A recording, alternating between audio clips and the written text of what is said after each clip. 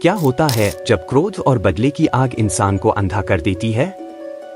एक ऐसा योद्धा जो अमर हुआ, लेकिन उसका जीवन एक अभिशाप बन गया। यह कहानी है अश्वत्थामा की, महाभारत के सबसे रहस्यमय और विवादित पात्र की। क्या आप जानते हैं कि श्री कृष्ण ने क्यों उसे इतना बड़ा श्राप दिया? और आज भी अश्वत्थामा के बारे में ऐसी कहानियां क्यों हैं कि वह जिंदा है?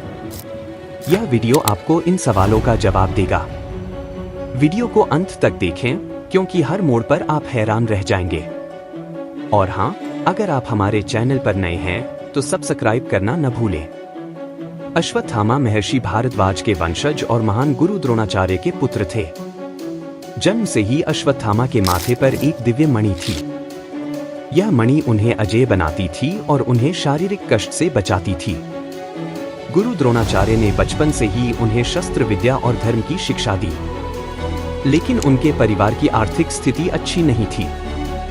एक समय ऐसा आया जब अश्वत्थामा को भूख के कारण पीड़ा सहनी पड़ी और उनके पिता को कौरवों की सेवा में शामिल होना पड़ा।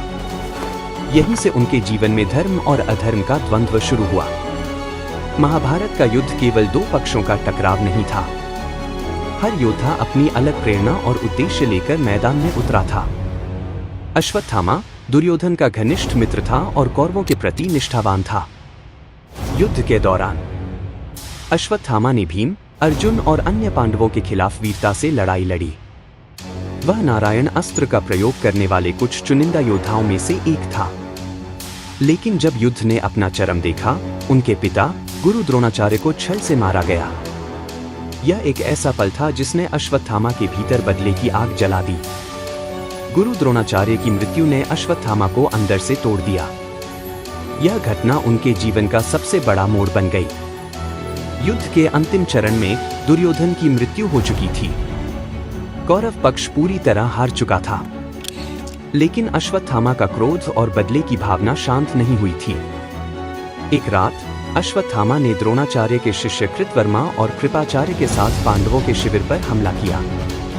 उन्होंने 5 लोगों की हत्या की, यह सोचकर कि वह पांडवों को खत्म कर रहे हैं। लेकिन जब सच्चाई सामने आई तो वह स्तब्ध रह गए।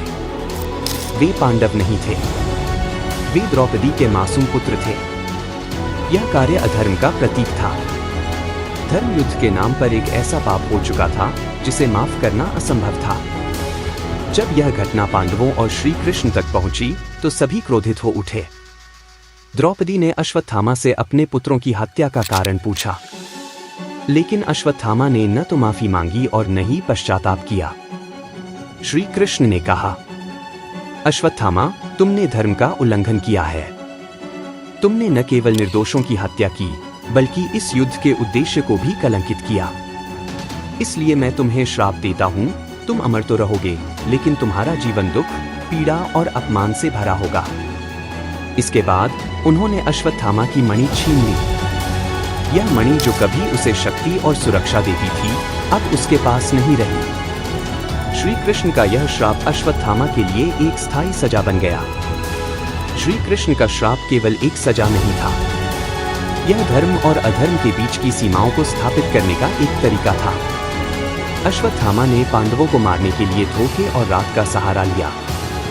उसने मासूम बच्चों की हत्या की, जो युद्ध के नियमों और धर्म के खिलाफ था। श्री कृष्ण ने यह दिखाया कि भले ही कोई कितना ही बड़ा योद्धा क्यों न हो, अधर्म का परिणाम हमेशा विनाशकारी होगा। कहते हैं कि अश्वत्थामा आज भी जीवित है।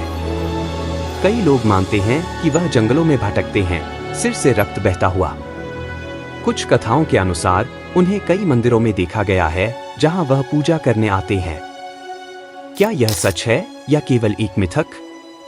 यह आज भी एक रहस्य है। अश्वत्थामा की कहानी हमें कई महत्वपूर्ण सीख देती है। एक, क्रोध और बदले की भावना हमें अंधा कर सकती है। 2, अधर्म और अधर्म के बीच सही निर्णय लेना ही सच्चा वीरत्व है। 3, गलतियां चाहे कितनी भी बड़ी क्यों न हो, पश्चाताप और माफी का रास्ता हमेशा खुला होता है। महाभारत सिर्फ एक युद्ध नहीं, बल्कि जीवन का पाठ है। दोस्तों, अश्वत्थामा की कहानी एक ऐसा उदाहरण है जो हमें सिखाती है कि अधर्म का रास्ता हमें विनाश की ओर ले जाता है।